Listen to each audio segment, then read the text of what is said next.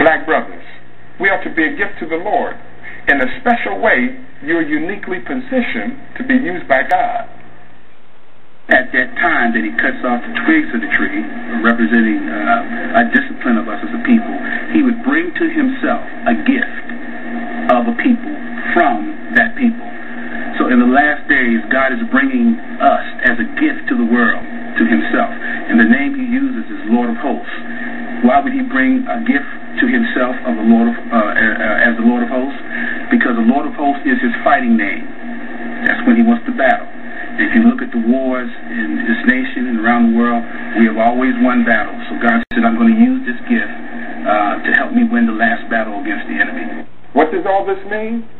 God is saying to you, black man, return to me. I love you. I humbled you in order to use you. Because of my care for you, my plan from the beginning included your return to glory. Once we return to God, he can now use us to change the world, but in a different way than in previous generations.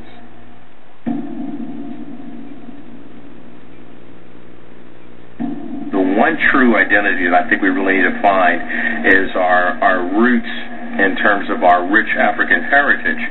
That still has been, for the most part, denied. We have not gone back to really find out who we are and how we contributed greatly to this society.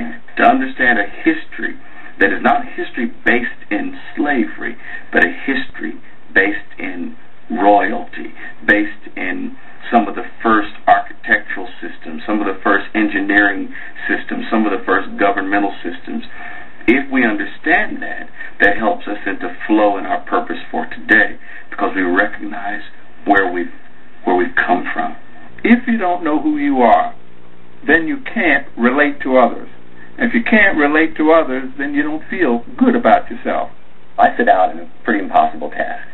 I decided to put together the entire history of African Americans as much as I could, the whole puzzle, piece by piece, in a visual and comprehensive way, like a timeline. But in this age of computers and, again, videos, it had to be visual. It had to be on display. Frederick Douglass, the great abolitionist, began to recruit free persons of color in the North for the first African-American regiment in the North, the legendary 54th Massachusetts, which was featured in the major motion picture Glory. The first African-American congressman was elected from Louisiana in 1868. It was John Willis Menard. George Washington Carver, agriculturalist, scientist. He found many uses for peanuts, peanut plants, peanut oil, and he really helped revitalize the Southern economy. The first person to reach the North Pole, to actually reach the North Pole, was not Admiral Peary. It was on his expedition. It was a black man, polar explorer Matthew Henson. The first successful graduate of West Point was Charles Young. He became a colonel. He would have become the first black general, but he contracted nephritis in Liberia and eventually died of that. The greatest ambassador this country ever had, I'm not talking politically, was Duke Ellington, Edward Kennedy Duke Ellington, a great orchestra leader, composer, who led a band from the 1920s to the 1970s. In 1963, Dr. Martin Luther King Jr., the leader of the Civil Rights Movement, he really was so much responsible for civil rights in the South and integration of schools. One of today's great black heroes is Colin Powell, hero of Desert Storm, chairman of the Joint Chiefs of Staff.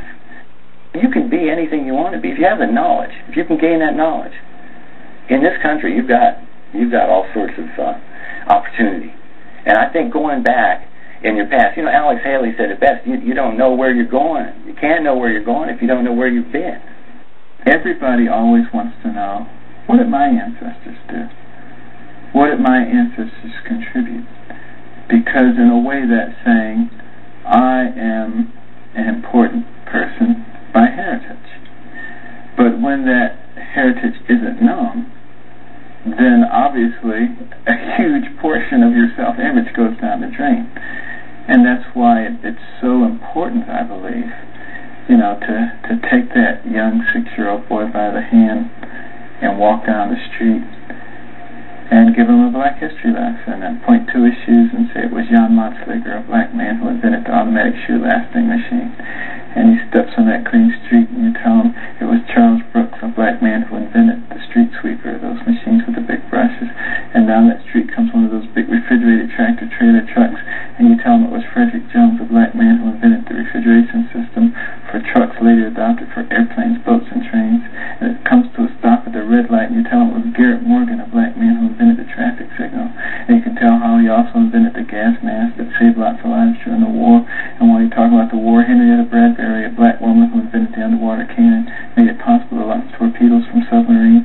And while you're talking about black women, you can talk about Madam C.J. Walker, a black woman who invented cosmetic products for women of dark complexion, was the first woman of any nationality in the United States to become a millionaire on her own efforts.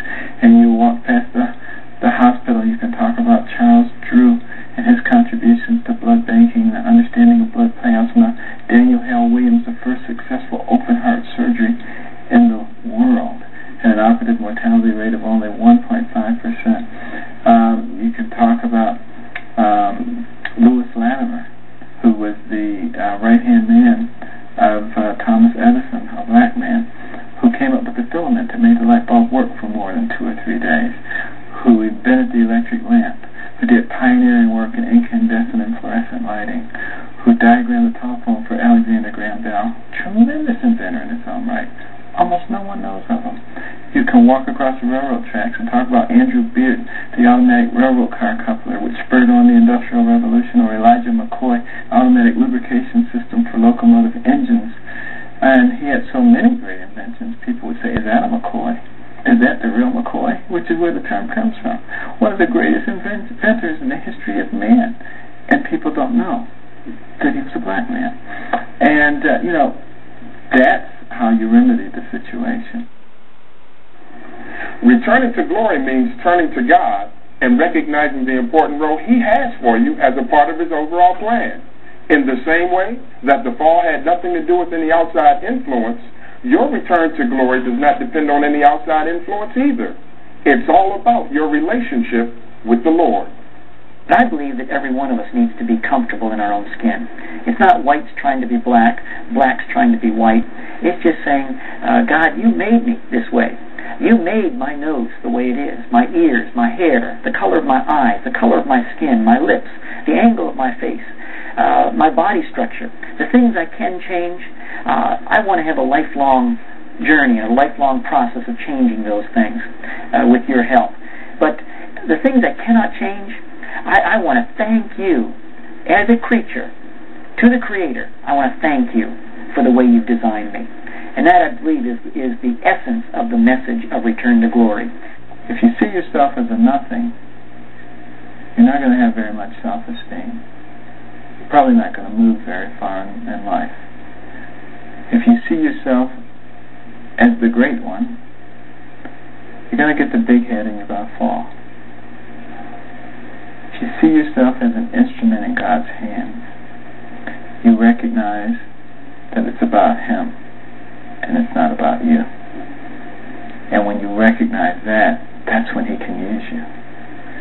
And believe me, He can do a lot more with you than you can do with yourself.